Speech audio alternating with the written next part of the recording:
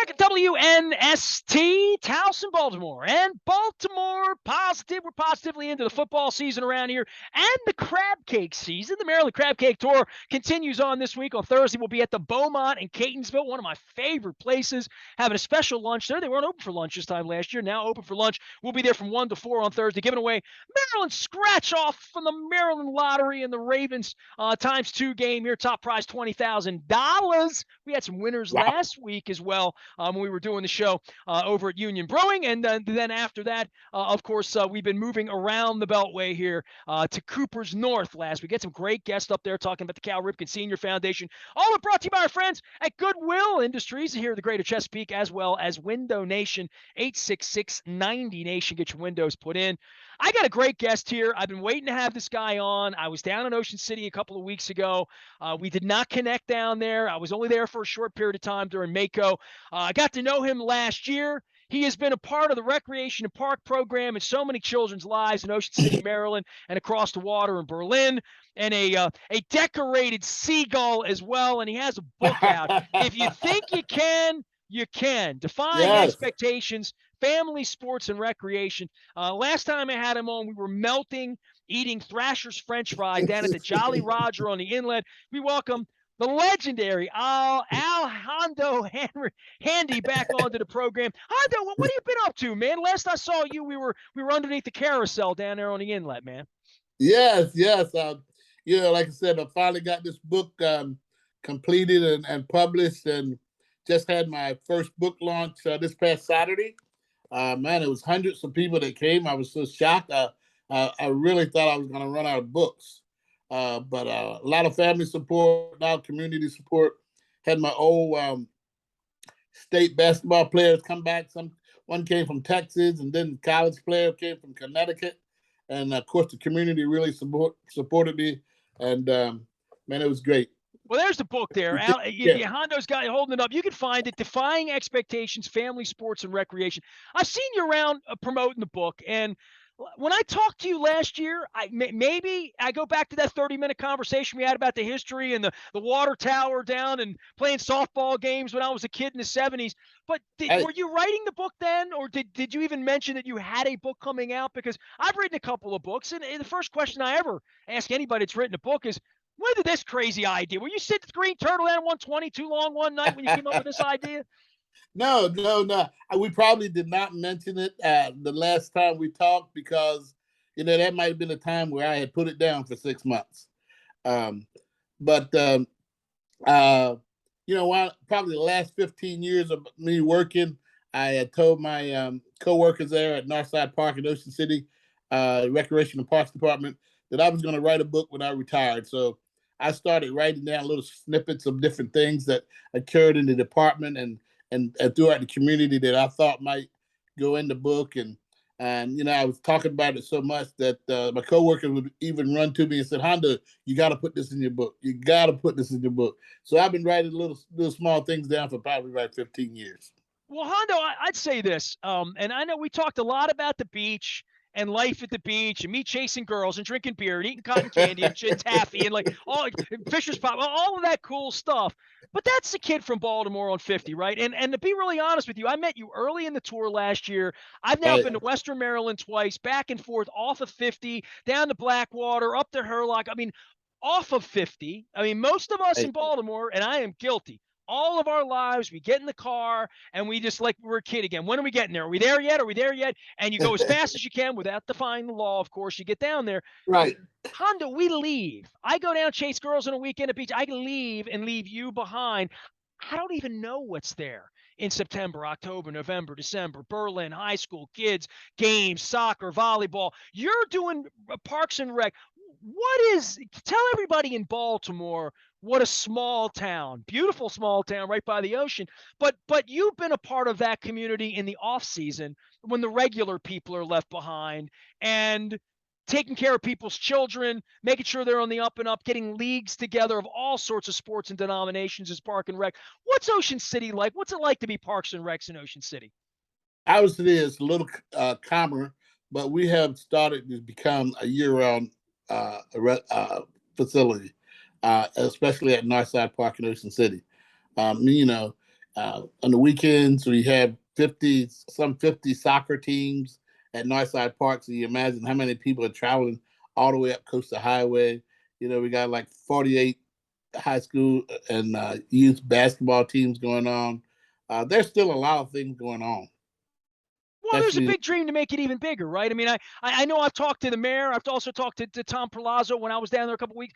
The idea that Ocean City could be what Disney World, what we see Ripken baseball in Aberdeen, right? Like Right. literally a year-round destination because you have enough rooms, you have the beach and the beach and the beach, and everybody wants to come. But people all over the state coming to Ocean City.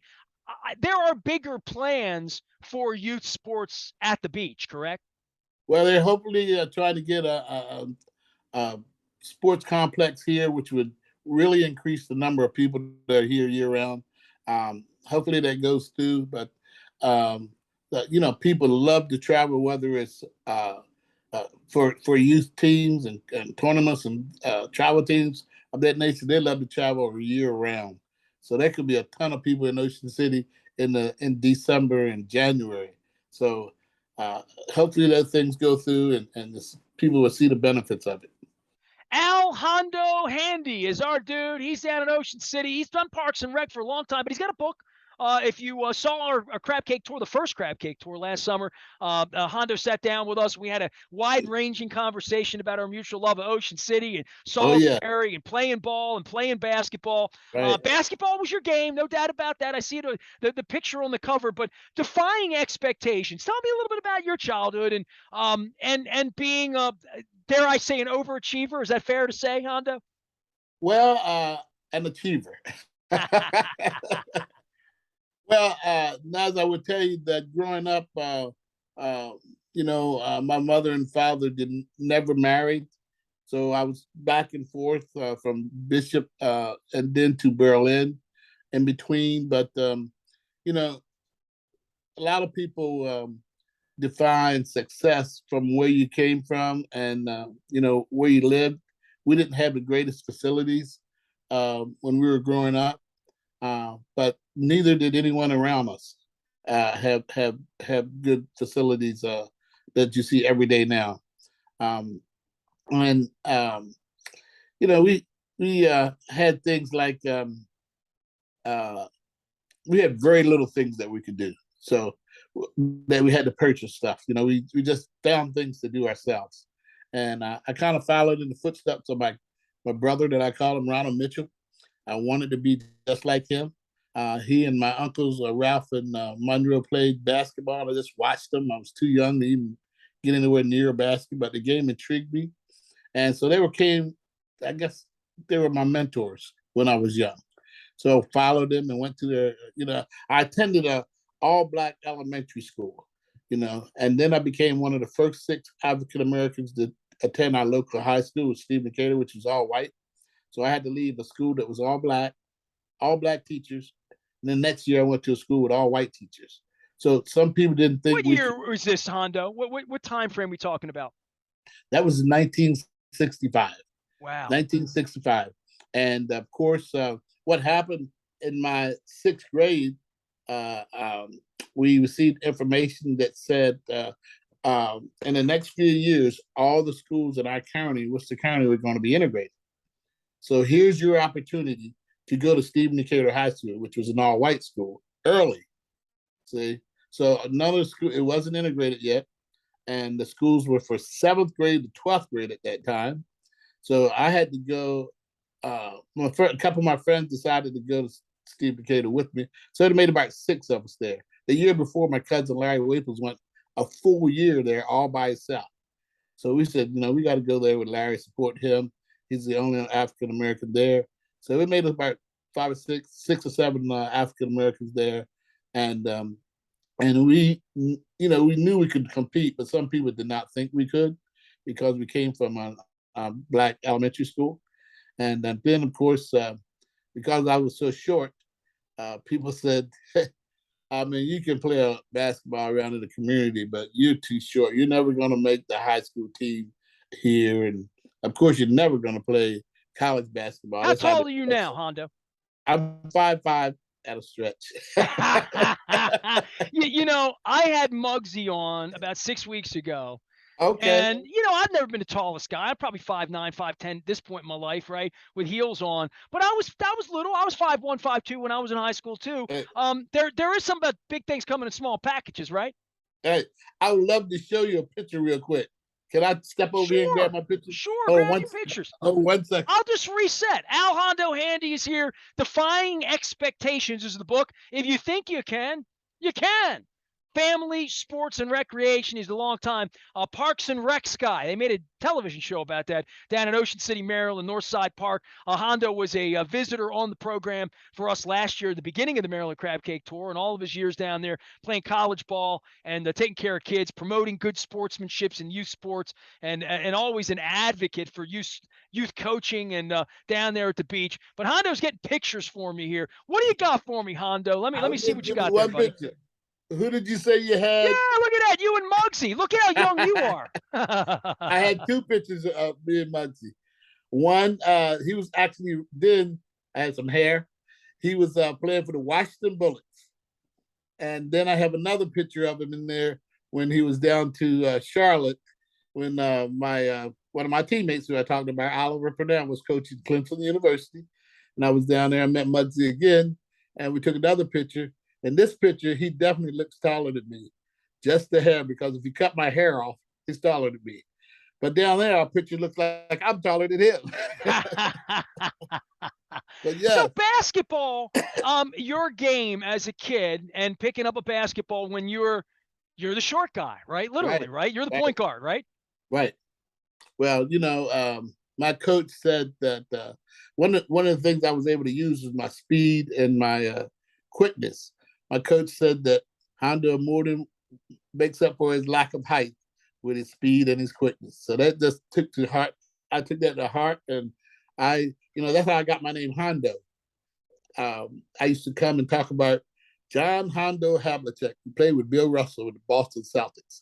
And I talked about him so much, and I wanted to fix my game up just like Hondo, because he was all over the court. So that's how I played. And I talked about him so much, the guy said, if you don't stop talking about Hondo, we're going to start calling you Hondo. And all of a sudden, they were calling me Hondo, and I never stopped talking about him. So I went to high school, college, and throughout my professional career, I'm known as Hondo now. Al Hondo Handy, Defying Expectations, the book. So let's talk a little bit more about the book and Defying Expectations. Life lessons in here. I mean, you've always been a teacher and a leader, of young people. Is this book a little bit of a handbook of your greatest hits, I guess? Well, this book tells you, it really is my whole life. It's Defying Expectations, but it's family, sports, and recreation. And that's my entire life. My family put me in the right direction. I had some mentors. They got me into sports. And, I not only played basketball, but I played soccer. I ran indoor track in college and baseball, of course.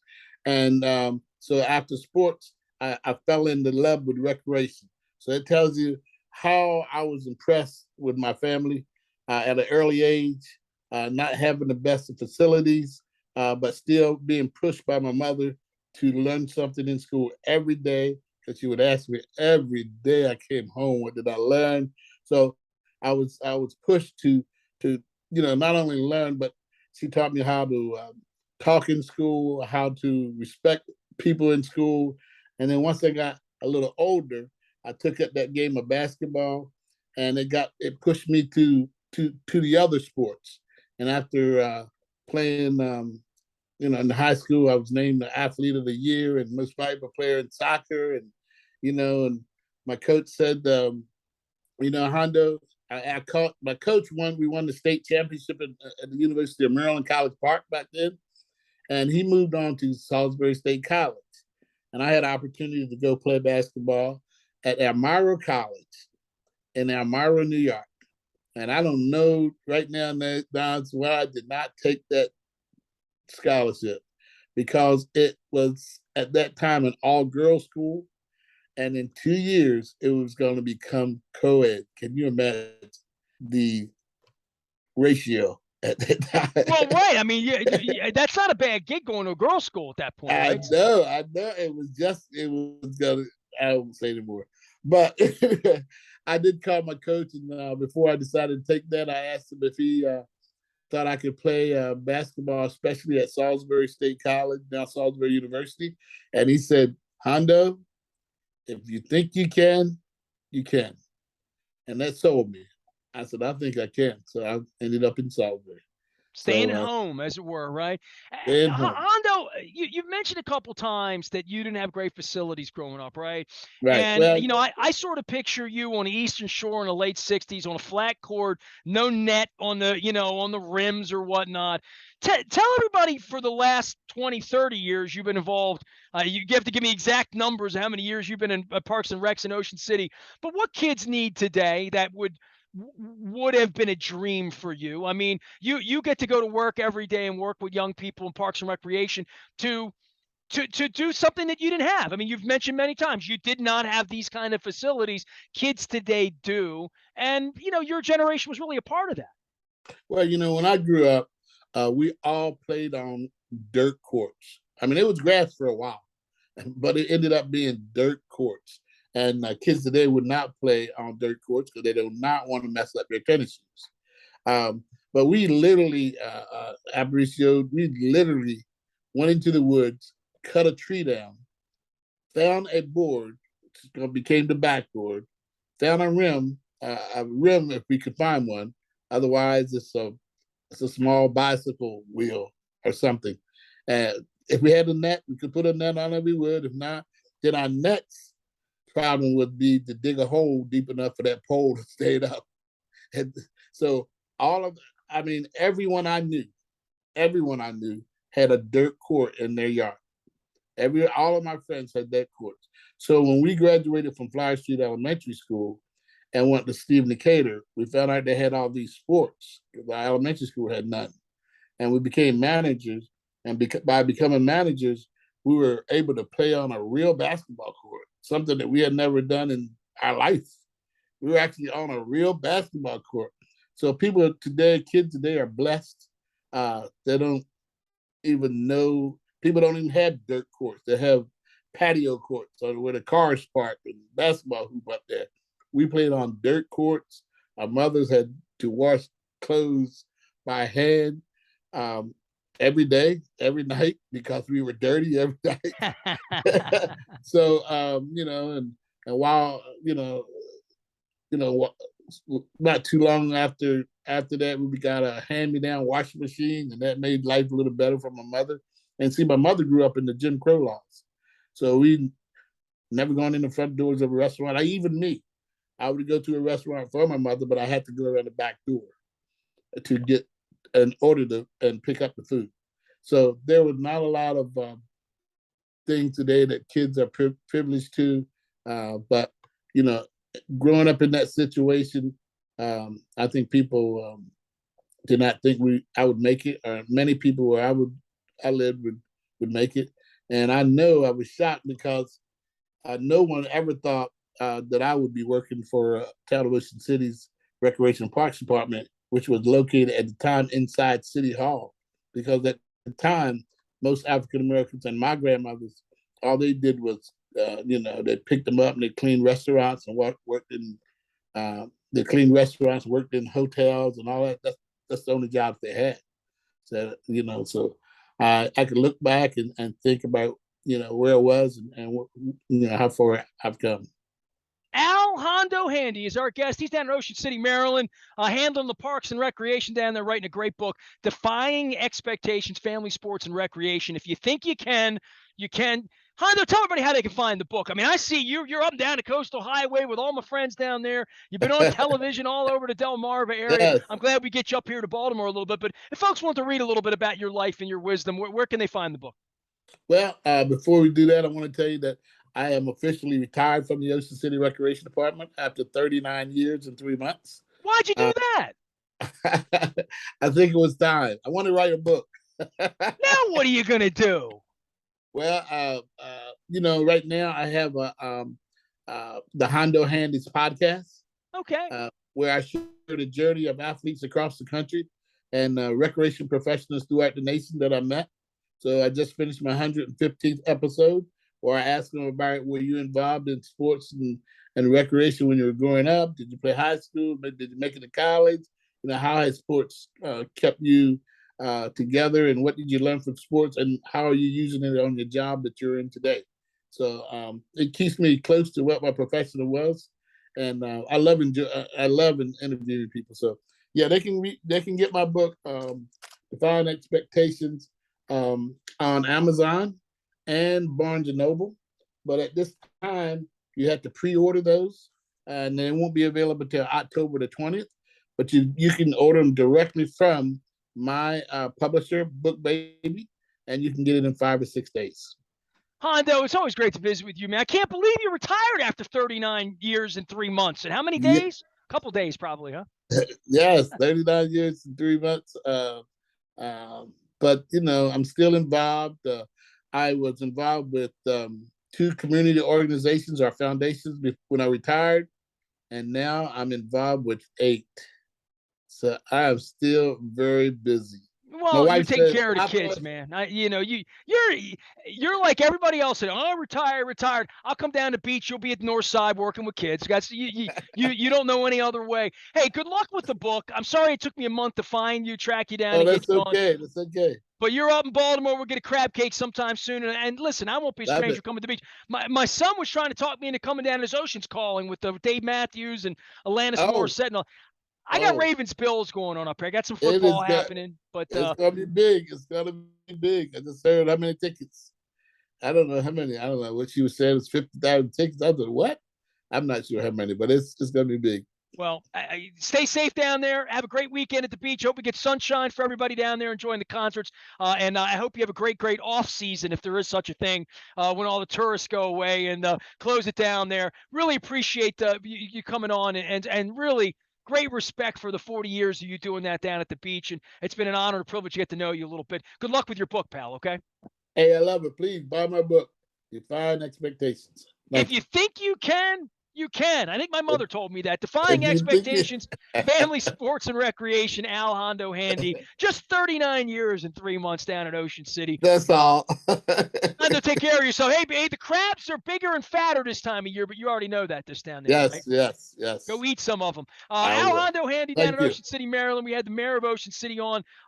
Rick Meehan joined us last month. They got Ocean's Calling this week. Tom Perlazzo, brother of Sam, running the business down there, making things better. We appreciate all the hospitality we had down at the Convention Center for Mako last month as well. Our friends at the Maryland Lottery are sending me back out on the Maryland Crab Cake Tour, mostly Fridays, but Thursday this week, we're at the Beaumont in Catonsville. Going to be joined by a bunch of guests. I got some friends coming by. It's all brought to you by our friends at Goodwill. I got the shirt on today, as well as Window Nation.